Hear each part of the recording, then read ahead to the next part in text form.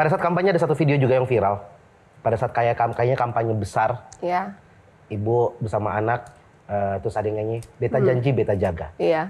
Apa yang ibu janji dan ibu jaga pada akhirnya? Karena ada momen ibu melihat ke atas, kayak mengirimkan pesan pada mendiang suami. Apa yang pengen ibu sampaikan? Dan mungkin apakah ada hubungannya dengan legacy yang ibu lanjutkan buat masyarakat Maluku Utara? Buat orang yang pernah kenal Benny Laos itu, dia itu seseorang dengan integritas dan omongan dia itu selalu dia lakukan. Dalam mendampingi dia berkampanye, janji-janji politik itu ada 9 janji. Dan ketika tiba-tiba melihat seorang Benny Laos pergi begitu saja di tengah-tengah perjuangan, saya menolak untuk kalah. Saya menolak untuk selesai seperti itu saja. Sehingga itu salah satu alasan dan tentu dengan dorongan dari anak-anak, saya setuju untuk melanjutkan perjuangannya. Hanya untuk menyelesaikan janjinya bahwa kita bisa.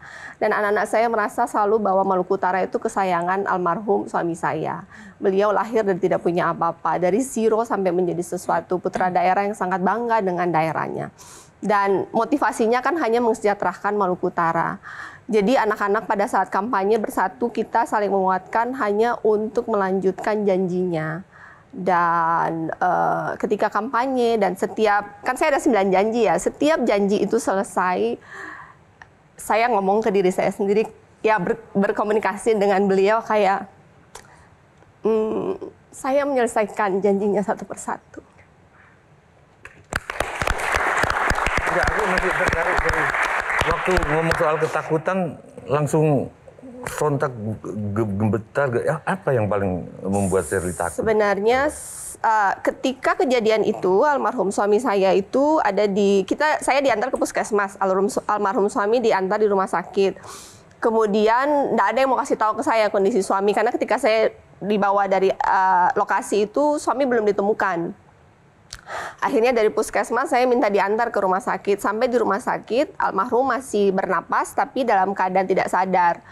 Mungkin sekitar 1 jam saya di samping beliau melihat bagaimana beliau melepaskan napas terakhir. Itu seperti dunia saya runtuh yang seakan-akan itu mimpi. Saya berharap itu mimpi. Bertanya kenapa saya tiba-tiba lost everything. I lost everything. Tapi malam saya berdoa ke Tuhan, Tuhan berikan saya hikmah untuk mengerti. Entah gimana besok pagi saya tidur dengan rasa marah, kecewa. Saya mau meninggalkan semua yang saya miliki di Maluku Utara dan kembali ke Jakarta. Tapi besok paginya saya bangun lebih tenang. Terus ketika kita diantar dari rumah pakai ambulans, naik helikopter, di helikopter saya melihat suamiku dengan terpal di helikopter.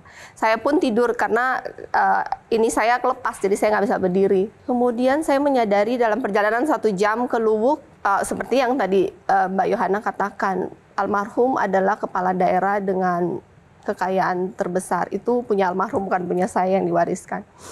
Tapi kemudian hari ini almarhum hanya dengan terpal. Saya bahkan semua dari badan saya ini bukan milik saya. Kita bisa duduk di helikopter itu dibantu sama orang lain. Jadi apa yang kita miliki di dunia ini tuh semua akan hilang begitu saja. Tidak peduli betapa kaya, betapa hebat, pada akhirnya kita tidak memiliki apapun. Dan kemudian menyadari bahwa hidup ini bahkan bukan milik kita sejak awal. Ini milik Tuhan, takdir yang terjadi ke almarhum suami saya, semua milik Tuhan. Jadi saya memilih untuk menerima dan berdamai dengan takdir ini karena siapa saya untuk bertanya kenapa? Karena dari awal ini bukan milik saya. Jelajahi cara baru mendapatkan informasi. Download Metro TV Extend sekarang.